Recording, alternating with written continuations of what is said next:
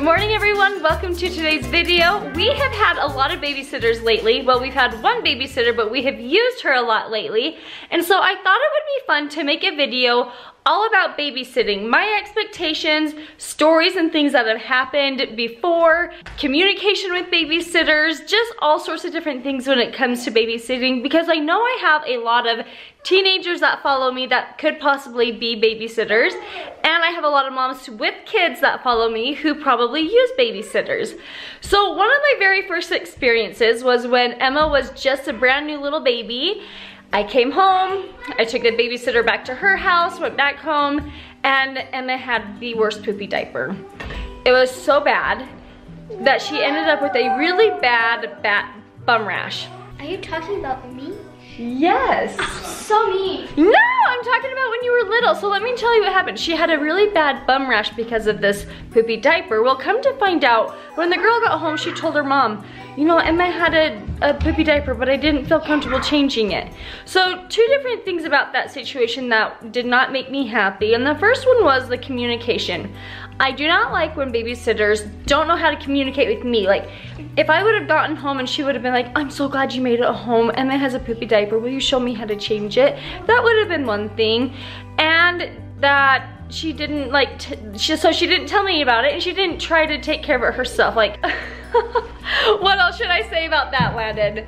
Change the kid's diaper. Even if you don't know how to, you probably do better than, whoopsie, than you give yourself credit for. And communicate with the parents and let them know things that need to happen. Another situation that happened once was I had two kids that were being babysat, and the babysitter wanted to bring someone else with her, so, and I was fine with that. So it was two babysitters, two kids, one-on-one, super simple, shouldn't have been really hard.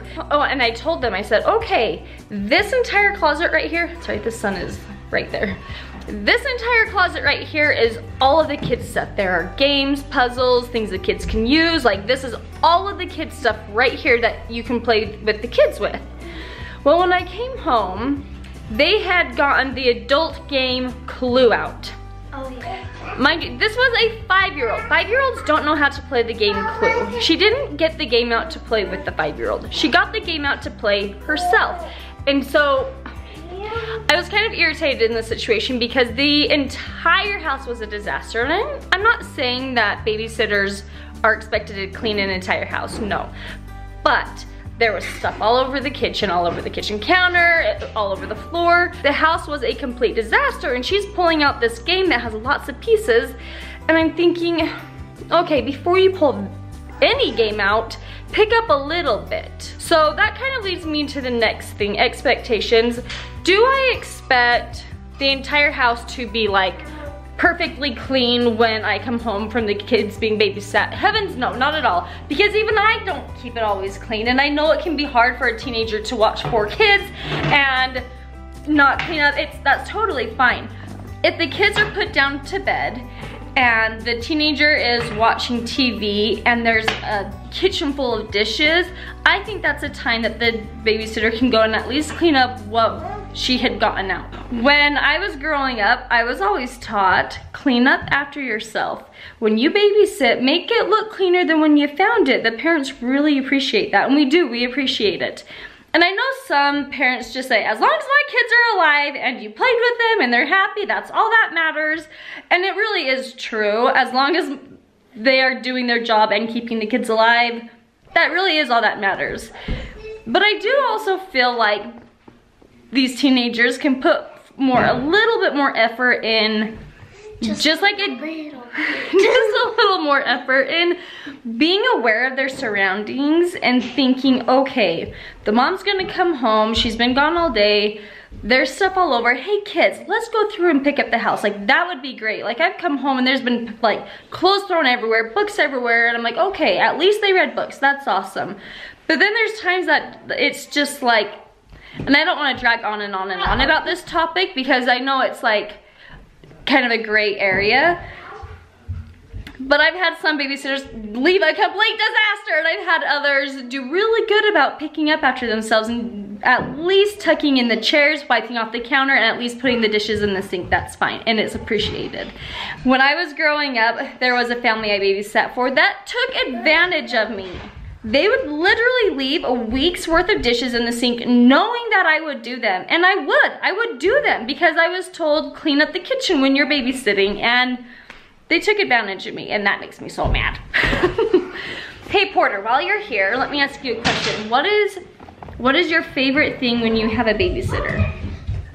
I like to watch shows and play video games. We don't even have video games.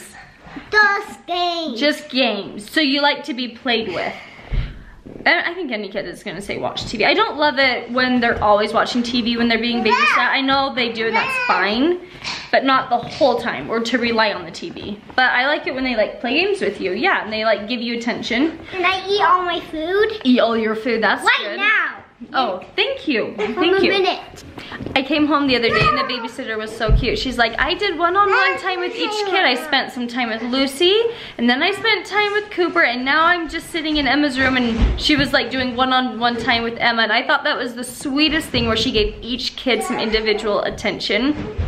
This most recent babysitter that I have had, that I've been using, she's probably watching this. Michaela, if you're watching this, I just want to tell you that you are the greatest. She does so much. She plays with the kids. She cooks with the kids. Like, she cooks with Emma all the time. She's the best. She really is so good. And she communicates with me. She talks to me. She doesn't get all awkward when mom comes home. And I think it's so awesome. She's the best babysitter ever. I love you, Michaela. Babysitter. Oh. Cookie? Cookie? She doesn't even want cookie? I don't know what she wants. A cookie? She doesn't want soup. She doesn't want cookie. I want a cookie. I want a cookie. What? Oh, did she just push that off the spoon? Yeah. Oh my gosh, I would not give her a cookie. No cookie. Another thing that my mom taught me when I was younger was when I'm babysitting for a family who is going to do something church related, to babysit for free. And I thought that was a really good idea just because they're doing some kind of a service, they're doing something with their, like, whatever religion it is. For us, it was typically the parents were going to the temple. And so I wouldn't accept money when the parents were doing something like that. And another thing was when one of the ladies I babysat for, she went to the hospital to visit a nephew who was dying. They had gotten into an accident, and so I kind of went over to her house last minute to watch her kids, and my mom said, don't accept money this time. So it was situations like that, like she was in the hospital, her nephew was dying, she comes home to give me money, and I'm like, no, don't worry about paying me. Little things like that go a long way, and of course I don't expect my babysitters to do that. I expect to pay them every time, no matter where I'm at, what I'm doing, because I appreciate them babysitting. But every once in a while, on certain situations, it is kind of nice to have them, or for us to be like, you know, it's okay, don't worry about it this time. Another thing that I have learned from Bonnie, and she does a really good job at this, especially when you get a new babysitter that's never really babysat for you ever, and they come over for the first time, is to give them really clear instructions and your expectations as the parent. You know, if the kids are jumping on the couch, you tell them, don't let the kids jump on the couch, you need to tell them to get off. Do this, don't do this. Like, really just lay it out clear for them the first few times that they babysit so that they know from the beginning what is expected of them, how to kind of run the household. On the flip side, I feel like I could be a lot better about telling my babysitters what I like that they're doing. Almost like positive reinforcement with the babysitter, like, thank you so much for doing this, this, and this with the kids or with the house. I really appreciate that. I feel like that goes a long ways, and then it like tells the babysitter, oh, that's a good thing, I'll do that next time because they really liked that. Get in here and just tell the kids, just get in here. Landon comes in here and starts mumbling. You just tell them. What were you saying?